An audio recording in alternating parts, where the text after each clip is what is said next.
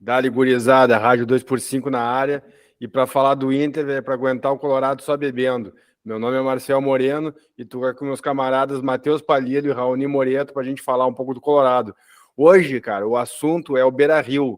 Não o Beira-Rio em si, mas o caráter popular, a força do nosso estádio, que, pô, era um triunfo que a gente tinha, sempre jogar em casa, mostrar nossa força, e que até isso a gente está perdendo. Mas antes aí, vamos para os salvos dos nossos camaradas. Fala aí, Raoni, qual é que foi dessa semana aí, cara? Pô, essa semana foi dura, né? 2 derrotas contra os 2 Atléticos.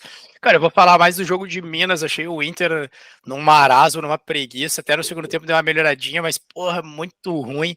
O goleiro é muito fraco, eu tô batendo na tecla há muito tempo. E foi dureza, assim, é mais do mesmo. E agora é esperar o Grenal e ver se a gente, sei lá, ganha o clássico. E aí, Palheiro, qual é que é?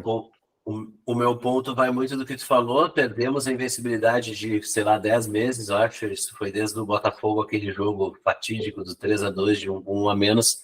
A gente perdeu para o Atlético Paranaense 2-0. No podcast passado, falei que a nossa média era de 0,96 por jogo. Desde então, a gente toma 2-0 todo jogo. Então, aumentou essa média, provavelmente. Então, a gente não tem que fazer mais 2 gols, agora a gente tem que fazer 3. E a gente não tá fazendo nenhum, então acho que tá muito foda. Mas vamos lá, vamos falar de coisa boa mesmo com o Beira-Rio, que é um trunfo nosso, um estádio nosso. Acho que é isso aí que vai fazer diferença. Mas não foi só isso essa semana, né, Marcelo? Antes de falar do Beira-Rio, vamos falar de mais uma coisa para levar o clima lá pro alto, né? O Colorado tá de uma maneira que se comprar um circo não cresce, né, velho? Todo mundo aí, a gente falou de aposta no último episódio, todo mundo pegou uns pé de couve, uns bunda rachada aí nos esquemas, e a gente pegou o nosso citado, né? Não dá para dizer que é envolvido ainda, mas foi citado, então a gente, lógico, fica com uma preocupação aí. É o principal ativo do clube, né? Numa possibilidade de venda aí na janela do meio do ano ou até no final do ano. Um dos principais ativos, eu acho que o principal, o maior valor monetário que o Inter poderia conseguir com um jogador, que é o Maurício, foi citado, então corre o risco aí, se a gente está vindo aí para as próximas fases de apuração, aquilo que a gente falou se confirmando, né? A putaria comendo solta aí e o esporte correndo risco de ser manchado, e torcendo aí para o Maurício realmente não estar envolvido com nada. Foi afastado do jogo contra o Atlético Paranaense e jogou contra o Galo. Mas, enfim, cara, hoje a pauta é Beira-Rio, a força do estádio, né, velho? Eu acho que tem muito pra gente falar. A gente acompanhou muito, né? A gente que vai nos estádios aí desde os anos 90, a gente frequenta o Beira-Rio e a gente viu uma mudança drástica, né, cara, nessas décadas. Não só de obra, de como funcionou da arquitetura do estádio, né, mas também dos seus frequentadores, da aura do estádio, do clima que a gente acompanhava nos jogos. Eu queria começar o jogo fazendo uma pergunta, cara, e realmente trazendo o clima pro alto. Cara, que jogo que vocês lembram assim, de vivenciar, que disseram, pô, o estádio é foda, cara, isso aqui é do caralho. Fala aí, Palilo, qual jogo, assim, tu tem uma lembrança, quer trazer aí, ou te peguei no contrapé, cara? Não me pegou no contrapé, porque eu já estava pensando que são 2 jogos, cara, e são 2 jogos com dinâmica completamente diferente, cara, porque uma é uma... que era para estar no clima lá no alto, mas é uma tragédia, que é o 4-0 Juventude, mas, cara, o meu estádio estava completamente lotado, a gente invadiu a área adversária. Eu lembro disso, né, cara.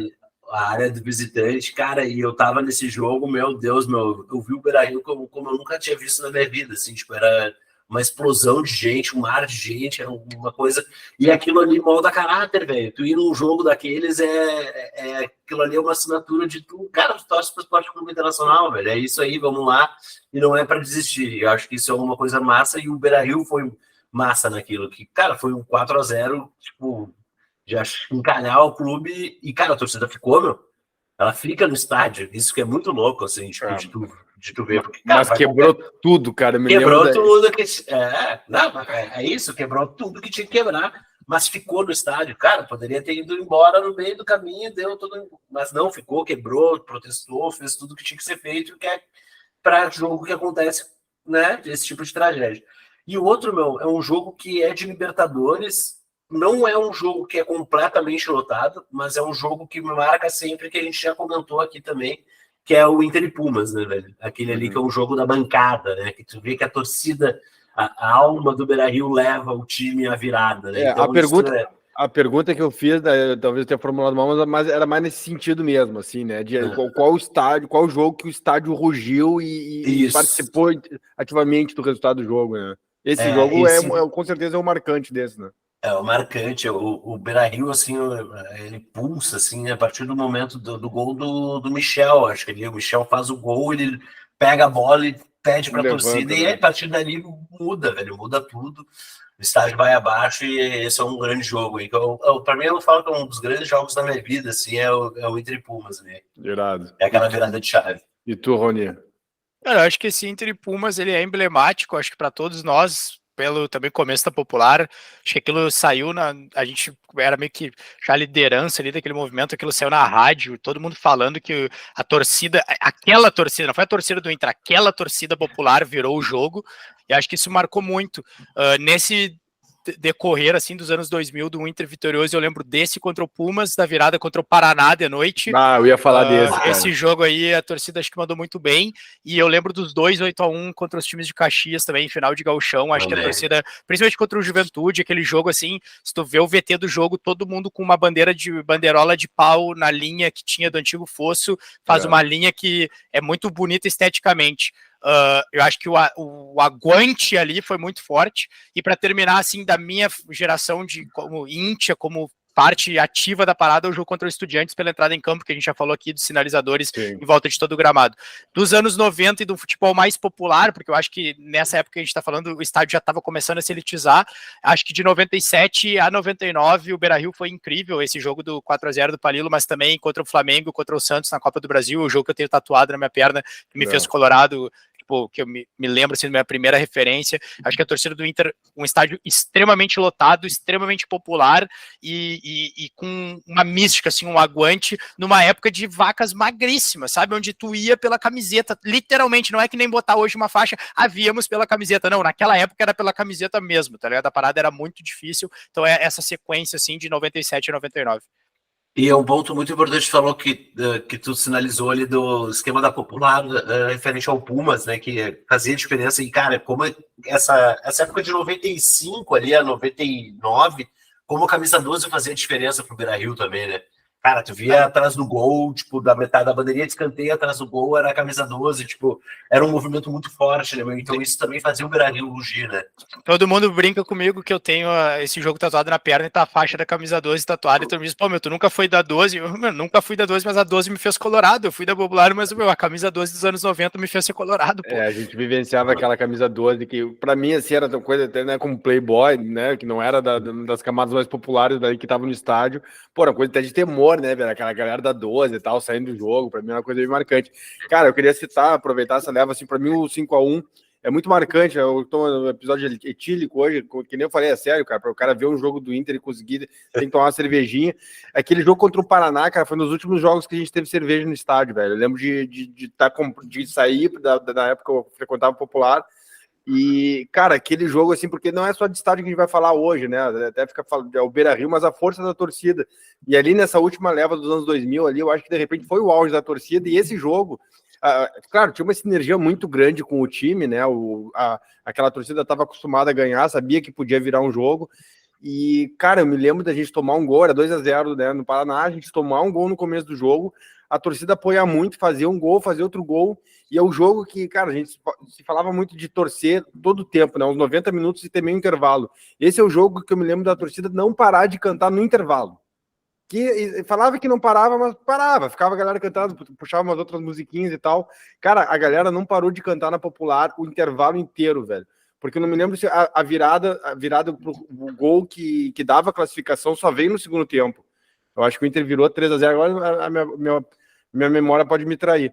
Mas, cara, a torcida não parou de cantar e de apoiar, de acreditar, mesmo com 3-0 adverso. Então, assim, era uma torcida também que estava imbuída, né? A gente, pô, não é só a arquitetura do estádio, mas também os frequentadores, a vibe daquela galera. E realmente ali eram áureos tempos da torcida, né, velho? Era um tempo que a torcida sentia que podia participar ativamente no jogo. Hoje, pô, dá uma preocupação. Às vezes a gente vê que não tem esse poder mais como a gente já teve em algum momento.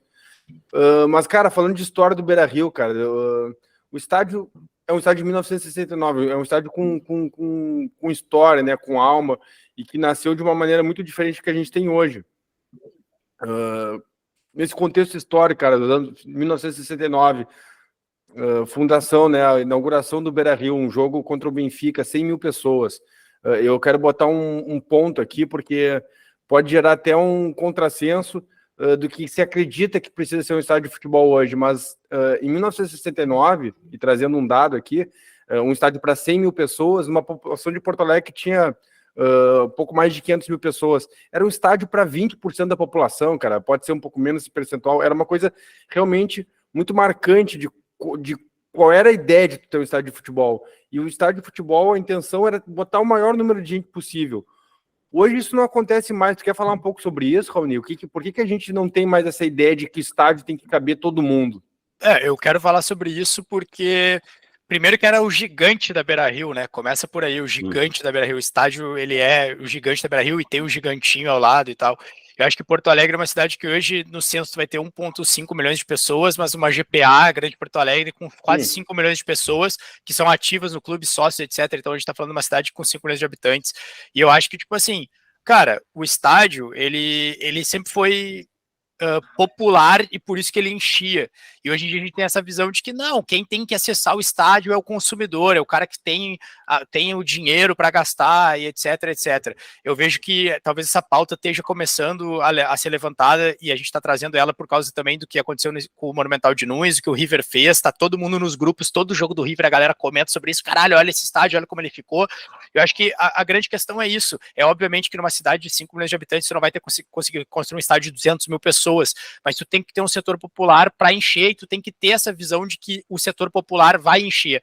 E aí vai trazer mil discussões a partir disso, tá ligado? Que pode ser, tipo, sei lá, vamos dar um exemplo aqui. Tem gente que vai dizer, não, o setor popular é difícil de fazer porque a gente não consegue ter legislação para as pessoas ver jogo de pé. Pô, então o Inter tem que brigar por essa legislação. O Inter tem que brigar pelo ingresso mais barato. Tem que levantar essa bandeira, né? Porque aparentemente Exatamente. aceita tudo isso passivamente. Né? Eu acho que a grande questão é que hoje parece que ter um estádio é ter uma arena multiuso, que tenha shows, que seja bonita, e todo mundo aceita esse fast food, beleza, você como os outros. E a gente não tem que ser como os outros. A gente é o clube do gigante da Beira-Rio, a gente é o clube do povo do Rio Grande do Sul, a gente tem que ter um local popular dentro do estádio, e a gente tem que pensar que o Inter é um clube capaz de lotar estádio, um clube de massa. Então, um clube de massa, ele tem que achar que um jogo que tem menos de 20 ou 25 mil pessoas é um fracasso, cara. E para ti ter 20 mil pessoas no estádio, num país que não é rico como o Brasil, tu tem que ter ingresso popular. O cara não pode gastar R$150 para ver um jogo medíocre,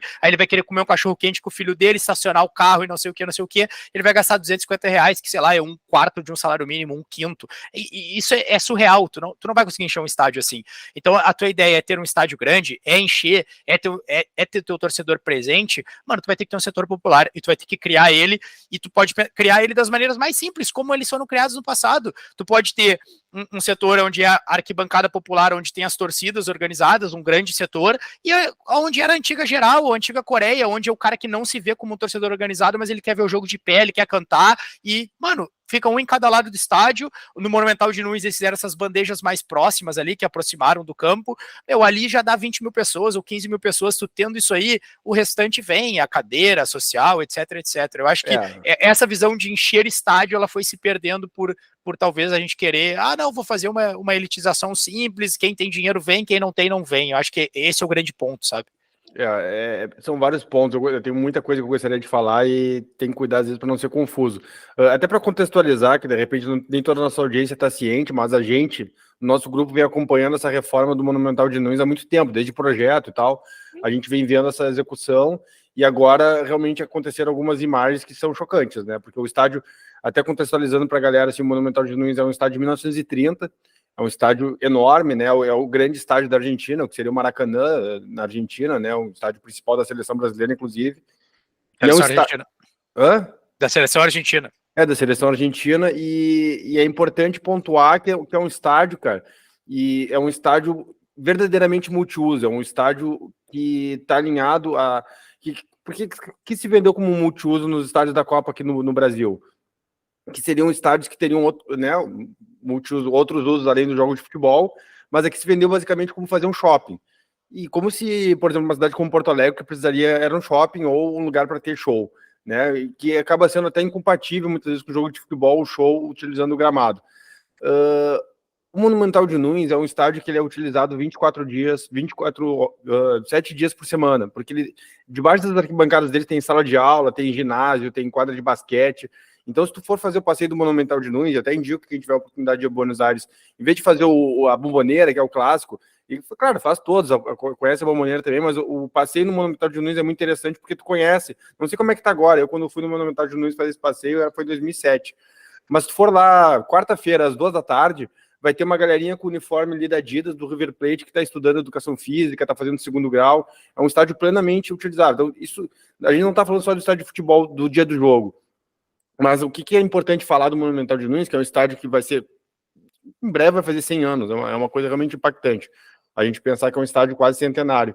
Mas eu nunca vi em nenhum momento o pessoal reclamar, por exemplo, da cobertura do Monumental de Nunes. O pessoal fez uma obra para quê? Para que se tornasse o estádio com maior capacidade, que tivesse mais gente e mais apoio e mais proximidade com o campo, que é uma coisa que o Beira-Rio hoje tem como uma dívida, digamos assim, né? É um estádio com uma configuração que a torcida fica mais afastada. E vale aqui um parênteses, cara. Eu para mim, o Beira-Rio é o estádio mais foda do Brasil disparado. Tá? Disparado, né? Então, qualquer crítica que soe muito severa com o Beira-Rio, não é verdade, porque eu realmente acredito e eu tenho fundamentação para isso, que o Beira-Rio é muito foda, e principalmente no que tange a implantação do estádio. O Internacional, ele tem um estádio que é, sem brincadeira nenhuma, ele é a 3 quilômetros do centro da cidade, rodeado por um parque e na beira de um rio, é uma coisa espetacular. A implantação do Beira-Rio, eu não conheço, quem tiver alguma coisa em mente que compita, que possa competir com o Beira-Rio no mundo, eu falo do mundo, com um estádio mais bem localizado em uma cidade, uma grande cidade como é Porto Alegre, eu desconheço, tá? Seria como no Rio de Janeiro, contextualizando aí para a audiência do Rio de Janeiro, que eu sei que tem, uns camaradas meus aqui, seria como se tivesse um estádio no aterro do Flamengo. E tu tá num lugar absolutamente incrível, bem localizado, num parque, claro, não comparar aqui o litoral com o Rio Guaíba, mas aí sim seria um estádio mais foda que o Beira-Rio. O Maracanã, por exemplo, é muito bem localizado, na Tijuca, é próximo ao centro, o cara tem fácil acesso com o metrô, mas não chega perto do que é o Beira-Rio e num contexto de Porto Alegre.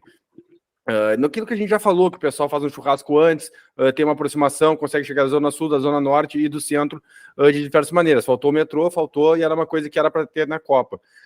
Mas a gente tem algumas melhorias para fazer no Beira-Rio, principalmente no que tange essa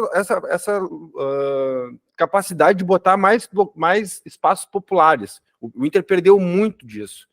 E isso foi claramente ocorrido nessa virada para a Copa do Mundo. E numa ideia que já vinha. Até uma pergunta que eu queria te fazer, Raul, onde é que tu vê o ponto que virou essa chave da elitização? Porque nos anos 90 não era isso. Nos anos 90 Cara, a gente... Eu acho que com as arenas da Copa, o Estatuto do Torcedor e as arenas da Copa... Eu acho que o Estatuto do Torcedor né, cara? O Estatuto do Torcedor, com essa questão, eles fizeram os estádios ficaram mais elitizados e acho que o Inter perdeu meio que o fio da meada aí, como clube, e o estádio também. Eu também concordo que o estádio é muito foda e tal, mas ele precisaria de melhorias. E o que eu acho que é importante é que tu pontuou a questão da cobertura, sabe? Tipo, quando teve esse processo de elitização para a Copa do Mundo e o Inter pensou em fazer a reforma, o foco da reforma do Beira-Rio foi a cobertura, foi o foco. E aí, tipo assim, o foco da reforma foi a cobertura e dizer assim, mano, o cara não vai se molhar vindo pro Beira-Rio. Só que a verdade é a seguinte, tu não te molha indo no Beira-Rio, se tu comprar um assento da Bril e tu estacionar no estacionamento privativo em cima, tu entrar pelo acesso do túnel fechado, aquele túnel que tu caminha, que os jogadores saem, e tu chegar no espaço da Abril, tu não te molha pra ver o jogo, tá ligado? E aí tu vai embora sequinho. Quantos por cento dos estádios são isso? 1%. Os outros 99% vão continuar se molhando, então o foco não pode ser a cobertura. Tu pode entrar no Beira-Rio com guarda-chuva hoje, porque tempo atrás não podia, né? Só sem ponta e um guarda-chuva pequeno, e nem sei se pode mais. Mas a questão de, tipo assim, de tu ter que pensar no foco da tua reforma em 1%, tu já tá dando já tá dizendo que tu pensou na elitização e aí foi a virada de chave. Então hoje eu vejo que para repensar, para voltar atrás e repensar isso, cara, a cobertura não é a parte mais importante do Beira-Rio. A parte mais importante do Beira-Rio são os setores populares. E acho que, inclusive, é bom para usar aqui o gancho da nossa pauta. Setor popular, historicamente conhecido como Coreia. A gente tem que pensar nisso, tá ligado? Qual é o significado da Coreia? Eu sei que isso está na pauta, mas é isso. Qual é o significado do setor popular perto de um fosso, como era no centenário antigo de Montevidéu, como é no Beira-Rio, como é na Bombonera ali atrás do gol, onde o cara Maracanã. a geral do Maracanã, onde tu vê o jogo de pé e tu não precisa estar identificado com uma torcida organizada ou não, tu só comprou um ingresso barato e te vira ver o jogo do jeito que dá. O Inter tem que pensar sobre isso. Eu acho que o Inter teria que ter uma Coreia de novo, teria que repensar como tu vai fazer isso, como tu vai fazer a obra do estádio, como foi feito no Monumental, se vai rebaixar o campo, não sei, se vai destruir a inferior e reconstruir, isso não me interessa. Isso eu aceito o parecer técnico, tá ligado? Agora a questão é, precisamos de uma Coreia. O Inter e o Beira-Rio sem a Coreia perde muito. Eu acho que vale, assim, porque qualquer reforma, e assim, as reformas são pensadas e tem que ser pensadas e planejadas a longo prazo. A gente já tem uma reforma de 2014, relativamente nova, mas daqui a pouco você já vai fazer 20 anos. Eu acho, eu já trouxe essa pauta aqui entre nós, e é uma coisa que a gente está expondo, até para, cara, esse é um episódio que realmente eu faço questão que a galera se posicione aqui nas caixas de comentários, porque o que me chamou a atenção, e aí eu quero falar aqui, porque assim, quando a gente começa a falar no grupo, a gente acompanha a reforma do Monumental de Nunes, é um consenso entre nossos grupos, os que me são próximos, que veem futebol mais próximos do que eu vejo, e vocês dois são exemplos disso, que tem que ter essa reforma, que tem que ter que se voltar a um Beira-Rio que seja com uma capacidade maior, mais ativo, mais próximo do campo e mais aberto às camadas populares da população. Eu vi, tempo depois eu vi, chegando em outros lugares, os vídeos do Monumental de Nunes, com a galera, 85 mil agora na Bomboneira, assim, os vídeos são realmente impressionantes, a torcida pulsando, estádio muito lotado, próximo à pressão absurda. E aí eu vi um influencer, que até não sei se não até citaria o rapaz, falando assim, pô, imagina a Coreia no Beira-Rio, imagina a gente fazendo o Beira-Rio aumentar e ter uma capacidade maior, 80 mil pessoas, assim, o Beira-Rio pulsando. E os comentários, cara, realmente me deixaram preocupado, porque, assim, o pessoal falava, mas realmente traz um ponto interessante, mas já no entendimento diferente de internacional. Então, todos os comentários eram o seguinte, cara, para que a gente vai aumentar se a gente não consegue botar 20 mil no estádio como média? Se a gente não consegue ter uma média de 25, 30 mil, botar os 40 mil todo jogo? E, cara, de fato, isso é uma coisa que tem que ser pensada junto. A gente não pode falar de fazer uma reforma para ter um estádio de 60, 70 mil, se a gente não pensar também que a média do público do Beira-Rio tem que ser maior. A gente tem que pensar o Beira-Rio para estar com uma ocupação maior. Mas aí tu não concorda que a reforma e a popularização com o ingresso mais barato é o que vai fazer ter a média mais alta? É o que vem junto, mas assim, a gente pode trabalhar isso antes. Não ter a reforma não impede da gente tomar conta do Beira-Rio. E aí eu vou trazer outros pontos aqui que as coisas começam a se misturar. Mas o Beira-Rio hoje não é 100% do Inter. A gestão de todos os espaços da arquibancada, por exemplo, para mim tem uma coisa que é horrorosa no Beira-Rio, que é a arquibancada central, que a gente vê na frente da televisão ali, que é a arquibancada inferior. O central ali, ele é um camarote mais caro, que está sempre vazio. Às vezes o estádio está lotado nos cantos e aqueles lugares do centro estão vazios. Cara, a gente não pode ter isso. Isso tem que ser repensado no estádio. O da TV, ele é do Inter. Tá, mas então pior ainda. Pior ainda, porque aí o Inter quer ganhar mais dinheiro. O que não é do Inter... O que não é do Inter é o do É a social, a antiga social. É a social, mas da TV é do Inter. Tá perfeito, mas assim, o Inter não tem noção que é ruim para o produto internacional mostrar a principal arquibancada que mais aparece na TV vazia? Sim. Não, é uma cagada, né?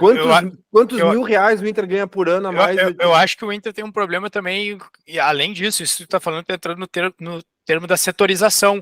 Eu acho que a setorização ela tem problema em tudo, não é só nisso. Ela tem um problema de onde tu vai colocar tuas torcidas organizadas, meu. As torcidas organizadas elas são mal geridas no Beira-Rio, porque a popular, ela fica num espaço que continua sendo ridículo com o túnel no meio. Não foi para cima, onde a acústica é melhor.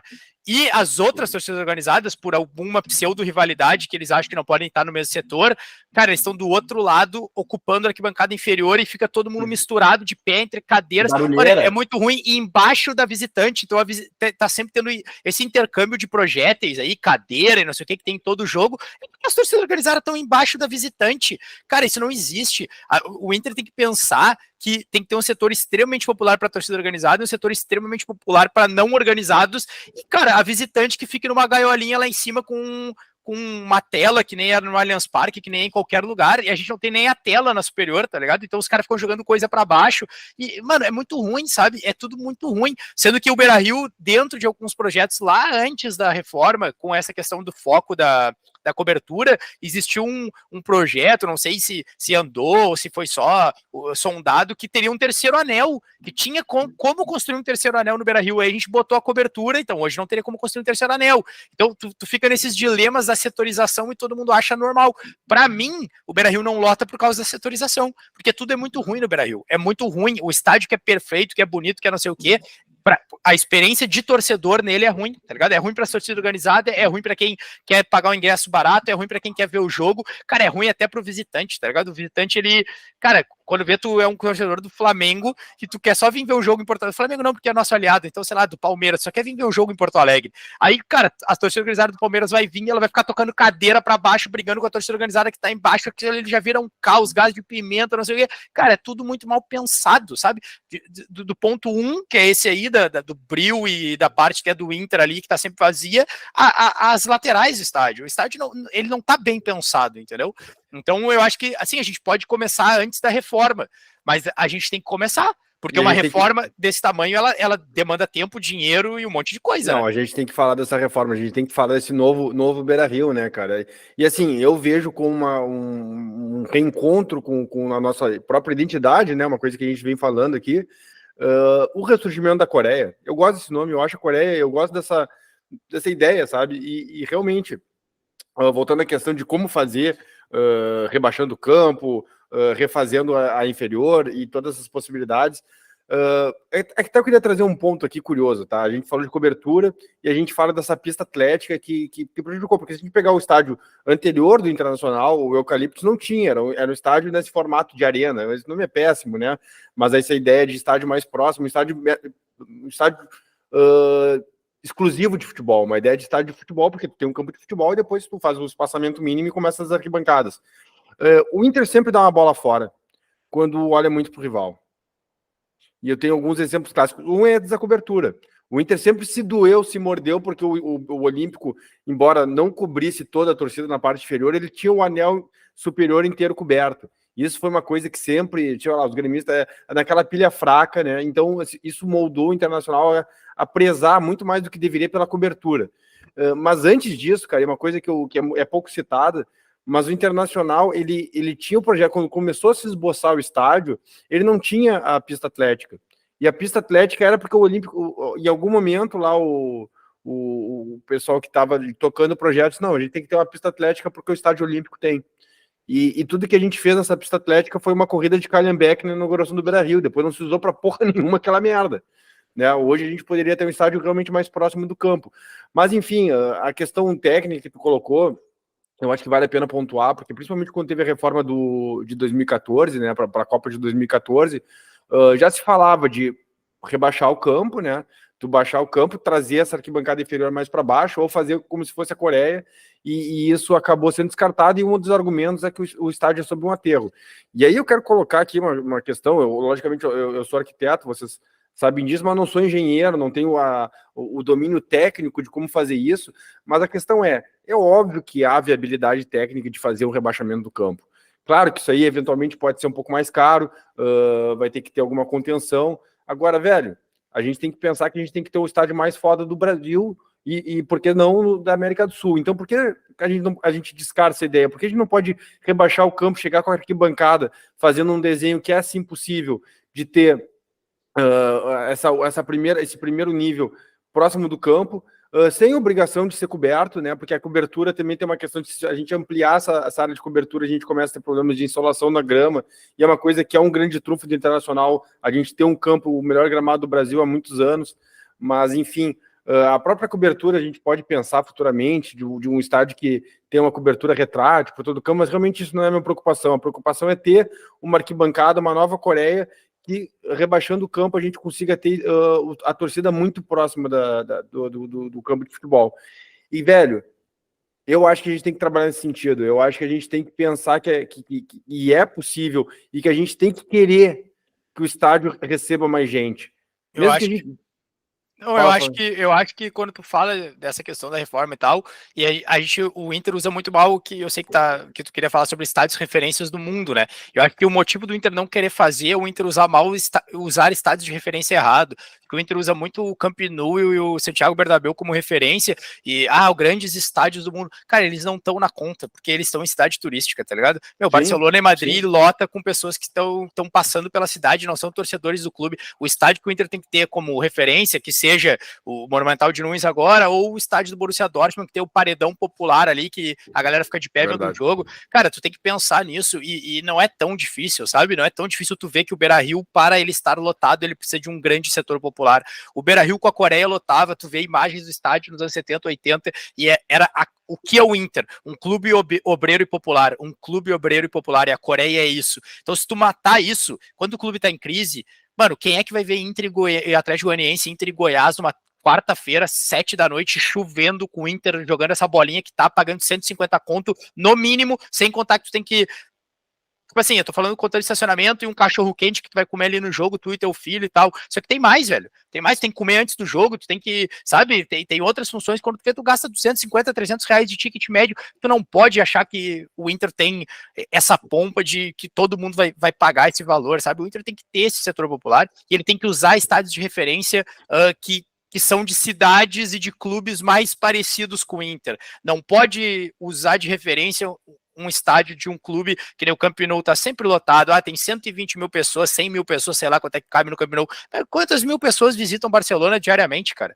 E quantas visitam Porto Alegre? Essa conta, ela não fecha de maneira alguma, sabe? Então, eu acho que isso também é uma coisa que dificulta a galera de querer a reforma. A galera vê o estádio bonito e beleza, tá bom, a gente não lota o estádio, então é isso aí que tem. E não, a gente é muito capaz de lotar estádio. Tanto que em qualquer jogo grande é uma anarquia atrás de ingressos no Beira-Rio. Não, e uma galera que fica fora, né, cara? A gente tem esse conhecimento, assim, a Coreia virou hoje até o nome do bar, né? Então tem muita gente, cara, que não tem a condição de estar no estádio, que vai ver o jogo num telão embaixo da arquibancada, porque não entrou no estádio e vai só para estar no pré-jogo, para sentir o clima. Assim, cara, o que não falta é povão em Porto Alegre e região metropolitana, né, velho? O Palilo tava meio ausente aí, cara. Queremos ouvir tua voz aí, velho. Não, eu fui pegar a pequenininha, ela tava acordando, tá com essa mudança de clima nessa grande cidade de Porto Alegre úmida. Mas não, cara, tem dois pontos que é muito importante que vocês estavam falando.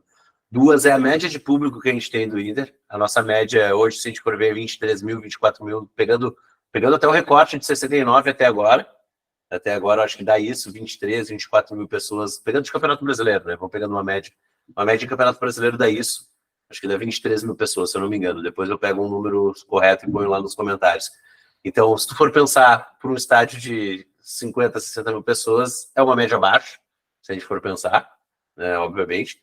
Mas pensando atualmente num preço de ingresso, como o Raoni falou, cara, nunca, que nem tipo, Inter Atlético Paranaense, o Inter nessa draga desgraçada que foi, jogo às 19 horas, óbvio que não vai lotar o estádio, o ingresso a 150 reais. É óbvio que não vai ter gente, mas, cara, é o típico jogo que se tu põe o ingresso a 10 reais, vai ter 40 mil pessoas, velho. Vai ter 40 mil pessoas, meu, porque, cara, vai chamar gente, meu, tu botar o ingresso a 10 pila, cara. Porque as pessoas querem ir no estádio, velho. As pessoas não querem ir no campo. Não, foi o lance das gurias, meu, das gurias coloradas. Cara, as gurias coloradas meteram lá para jogar a final e a semifinal, cara, de graça para sócio. Cara, botaram gente no estádio, cara. A gente chama, me lembrei agora até do jogo do Nescafé, lembra o jogo do Nescafé que a gente tinha lá nos anos 2000, claro. A galera comprava um Nescafé e ia pro jogo, porra, era todos os jogos davam 40 mil pessoas, e assim, e criasse uma cultura também, cara, que, pô, de associar essa galera, de ter essa proximidade, e que a prioridade para te estar no jogo é o cara que tem assiduidade, tu criar essa cultura que o cara tem que estar todo jogo, o cara não vai no jogo só no jogo bom, o cara tem que ir todo jogo, porque, cara, tu vai encontrar teus amigos, tu vai ter essa palavra tão fodida aí, que é o tal da experiência, mas é uma puta experiência tu pro estádio, encontrar teus camaradas, aí no intervalo ali, pô, tem uma diversão ali, vai ter um cara que vai chutar um naturovos, sabe, vai fazer aquela coisa do... Cara, e tu trazer isso da criança, né, tu traz a família, o cara aprende, o cara tem um ciclo de vida, primeiro tu começa a ir pro estádio com teus pais, depois tu vai virar adolescente, tu vai querer estar com a torcida, depois tu vai estar um pouco mais velho, tu vai querer sentar com teus camaradas e comentar o jogo, depois tu vai ser velho, de repente vai ter um poder aquisitivo maior, tu vai querer uma cadeira, um conforto, comer um cachorro-quente bacana, uma pizza bacana. É um lugar para todos, cara. É um dos equipamentos, é o equipamento urbano mais interessante que tem, que a galera se encontra. O Raoni quer falar. É o que eu acho que você tá falando é a coisa mais básica que tem e o Inter não consegue fazer, que é entender o que é o ciclo de um torcedor de futebol. E aí eu vou falar sobre o 2x5. O 2x5 ele surgiu em 2006, e em 2006 o Fernandinho, onde foi feito o primeiro churrasco 2x5, ele tinha a teoria, o Inter não tinha ganho a Libertadores ainda, ele tinha a teoria dessa parada de assiduidade. É tipo assim, mano, tu tem que ir juntando milhas, e tu pode trocar as milhas de ir no jogo, não só por ingresso barato ou etc. Tu pode transferir isso pra loja do clube, tá ligado? O cara que vai em tantos jogos, e o cara comprou, sei lá, 5 ingressos populares em jogos que tu marcou que são fracos de público, Inter e Goiás, Inter e Bahia, Inter e sei lá quem, os times mais fracos da Série A. O cara comprou lá os seus ingressos populares, foi nesses 5 jogos. Então tu sabe, pô, esse cara é um cara de baixa renda, mas que ele tá indo no jogo difícil, tá apoiando, não sei o quê. Mano, junta esses 50, 100 quanto que ele gastou aí, dá isso aí de crédito, de cashback na loja do Inter para comprar uma camiseta do ano, cara. Não é tão difícil pensar nessas coisas, sabe? Só que tu tem que querer... Hã? Desculpa te cortar. É tão insano que esse cara, ele não tem vantagem nem quando ele viaja de visitante, do que um cara que foi muito de visitante. Claro. Meu, tu vai viajar de visitante. Não tem vantagem, velho. Tu vai viajar de visitante com o Inter, seja de avião, de carro, e tu vai no hotel do Inter pedir o ingresso, os caras te olham da cabeça aos pés, meu. E tipo assim, eu já ganhei muito ingresso de visitante ameaçando sabe, fazer confusão no hotel. Meu, não vai me dar ingresso aqui, então eu vou protestar contra os jogadores aí, não sei o que, atravessei sei lá o que, tu quer que eu gaste mais R$150 aí, sendo que tá cheio de bilhete VIP. Tu já viu uma dessas lá em Banfield, lá, que os caras não queriam usar ingresso, Marcel, e tive lá com o Diogo Oliveira e não sei o que. Todo jogo no Rio Maladá, esse o Inter não consegue entender o seu torcedor. Então, às vezes eu sinto que a grande questão, a gente tá falando aqui de estádio, de lotar estádio, pra mim a grande questão é que o Inter quer ser que nem os outros. O clube do gigante da Beira-Rio, o clube do povo do Rio Grande do Sul, ele quer ser que nem os outros. Os clubes que não lotam estádio, os clubes que... Mano, às vezes as pessoas ficam assim, não, o poder de convocatória do Palmeiras. Mano, tu vai puxar a média de público.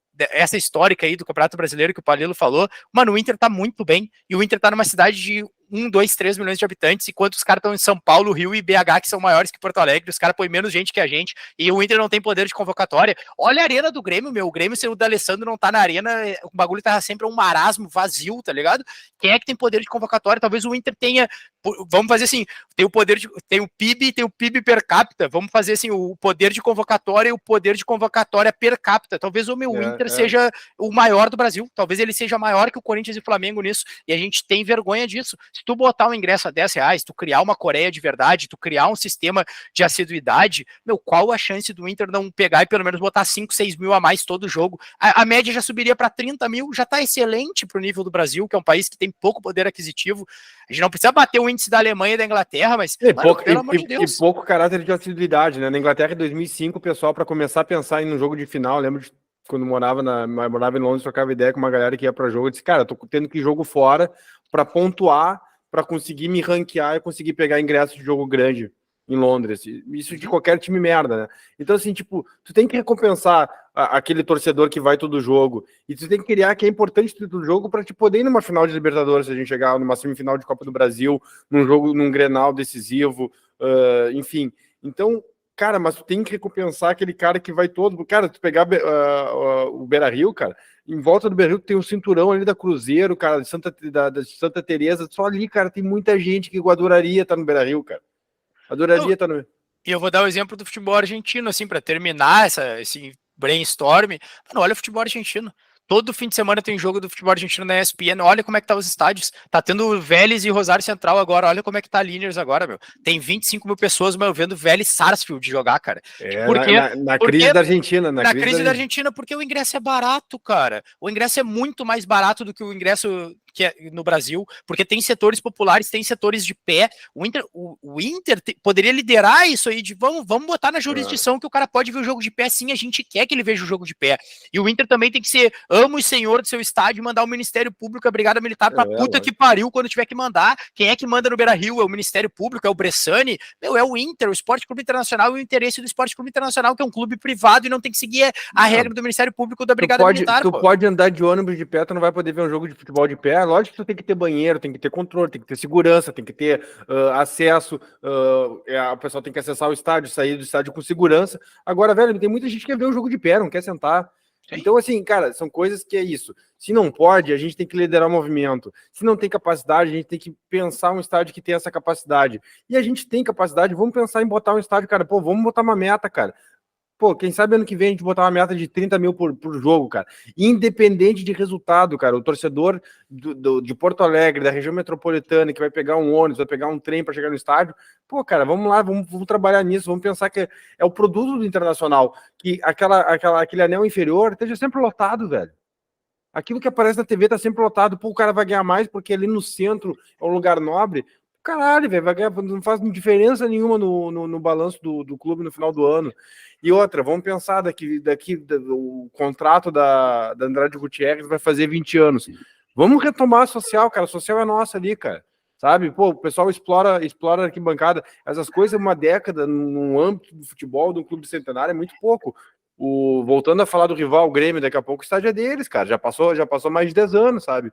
Então, assim, a gente teve a reforma de 2014, vamos pensar na reforma de 34, vamos pensar que Beira-Rio a gente quer, sabe? Já é ali, cara. Eu acho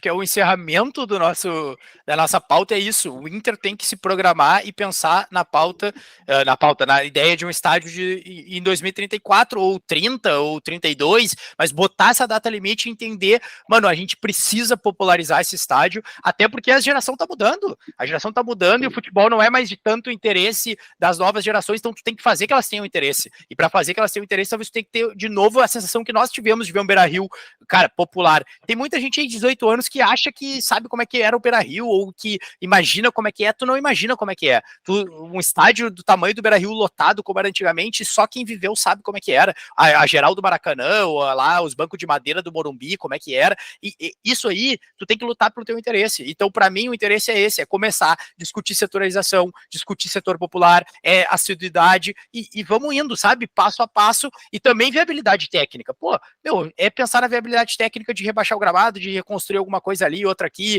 e quanto importante é a cobertura ou não é. Cara, isso aí sim pode fazer o Inter retomar protagonismo em algumas coisas, porque talvez esse Beira-Rio elitizado também tire um pouco o protagonismo do Inter. Cara, se tivesse um estádio lotado sempre com apoio popular, a narrativa da imprensa não era a mesma.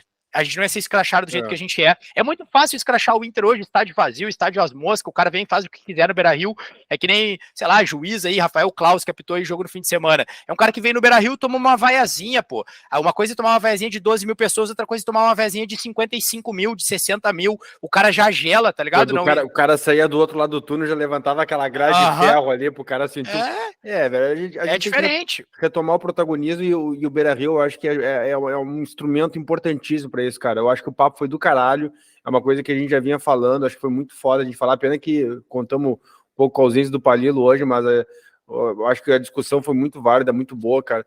Para encerramento, cara, na boa, esse é um programa aí que eu quero que a galera fale, porque eu acho que, assim, hoje o que a gente tá falando aqui é muito diferente do lugar comum, cara. Eu acho que tem muita gente que vai falar, pô, mas o estádio hoje é diferente, é legal ter um estádiozinho com 30 mil, 40 mil, que as pessoas vão bem confortável, e eu sei que o que a gente tá falando aqui, nós três concordamos, sai bastante da lógica, sabe? É realmente sair de uma lógica que tá sendo lugar comum aí de estádios mais modernizados, que o cara tem conforto, e eu não acho que não tem que ter, eu acho que tem que ter conforto, tem que ter segurança, tem que ter acessibilidade, tem que ter tudo isso, cara, mas, porra, esse movimento que o River Plate fez, cara, foi do caralho, tá? Quem acompanha estádio pela América Latina aí, e pelo mundo, pô, quem não viu ainda, cara, bota no vídeo Monumental de Nunes, agora o jogo contra o Boca, e qualquer jogo, é uma coisa que realmente faz a gente voltar a pensar. Eu falo isso com quem estudou estádio, na conclusão da faculdade de arquitetura, eu projetei um estádio, né? Eu tive toda uma pesquisa. A gente tem 5 gerações de estádio, a gente começa estádio pensando em Wembley, aquele estádio que era para caber grandes massas, né? Que o Maracanã seguiu essa lógica, anos depois o Beira-Rio seguiu essa lógica, depois a gente teve mais o estádio com uma ideia de lugar para televisão, depois para família, depois de mercado, naming rights e tal. Cara, Depois a gente já teve um estádio, e isso seria a quinta geração de estádio como regeneração urbana, né, cara? Tu pensar aquele estádio como um lugar que vai ser utilizado todos os dias, é um lugar que é importante para a cidade como símbolo, e o Beira-Rio cumpre tudo isso, é um estádio completo, um estádio bem localizado, é um estádio que pode servir para muita coisa, e assim, principalmente, o Beira-Rio tem que servir para sua torcida, para sua grande, imensa e apaixonada torcida. Então, essa é a minha despedida. Para mim, eu acho que foi um programa muito bom, legal falar com você sobre isso. De repente, eu acho que a gente pode falar com mais gente. Palilo, por favor, quero te ouvir, cara. Não, eu só quero deixar o meu falou muito bonito, eu vou vir com uma galhofa agora, mas as palavras foram muito boas, mas eu quero que o Inter tá tão mal que nos melhores estádios para encontrar um crush, o Internacional está em 14º lugar. Está atrás do estádio da Arena Pantanal, então nem para arranjar uma paquera o cara consegue no Beira-Rio mais. Então, os caras elitizaram o estádio para conseguir fazer um shopping, nem o cara nem no Repenzinho. O cara não consegue nem uma paquerar no estádio. Se eu for na Arena Pantanal, né, eu consigo paquerar e no Beira-Rio não. Então tá ruim, velho. Eu gostei do teu encerramento e gostei do teu chamamento também pra galera que vê o programa comentar e dar opinião. Eu acho muito massa isso que a gente tá fazendo aqui, a gente tá fugindo de lógicas tradicionais e é um bagulho que talvez aí numa grande bolha os caras ficam, os caras são loucos, não sei o quê. A gente tem uns anos de cancha aí, de away, de visitante, no Beira-Rio, pra comentar isso aí. Eu queria ouvir de muita gente também o que os caras pensam e tal, porque isso que o Monumental de Nunes fez, eu vejo no olho do meu pai, tá ligado, velho? Meu pai tem quase 70 anos e eu vejo ele vendo o jogo do River Plate, ele fala, olha isso aqui. E ele me chama, olha isso aqui, olha o que tá acontecendo, Isso é futebol, tá ligado? Não é o que a gente tá vivendo no Brasil e não é o que a gente viveu nos últimos 10 anos de Brasil e o Inter embarcou nessa parada aí, tá ligado? Então acho que usar o Monumental de Nunes como referência não é feio, tá ligado? Hoje olhar pro lado e aceitar que os caras estão fazendo melhor que a gente. E não é só o Monumental de Nunes, que eu falei, são vários estádios. Então acho que é isso aí, quero ver a galera comentando e vamos que vamos, Exato, e é um ponto muito bom que eu acho que vai além do estádio, é aquilo que a gente já tinha falado anteriormente, cara, o Beira-Rio, o que o Beira-Rio tem, cara, nenhum lugar no mundo tem, acho que foi o comentário que o Brandalize falou, né, tipo, dos amigos irlandeses, cara, o que é isso que tem em volta do estádio de vocês? Acho que é isso, o Inter não aproveita isso e acho que é um ponto de estádio que a gente tem, que a gente poderia ter, mas muito bom, Marcel, valeu, companheirada, e vamos Clube Internacional. Eu vou lá no Monumental de Nunes agora em junho, eu acho, cara. Boa, e já grava uns vídeos, então, e manda aí pra galera. Vou fazer um programa falando de Buenos Aires ali, de repente, vamos ver. Boa. Dá-lhe, gurizada, grande abraço, velho. Valeu, vamos atropelar os malandros.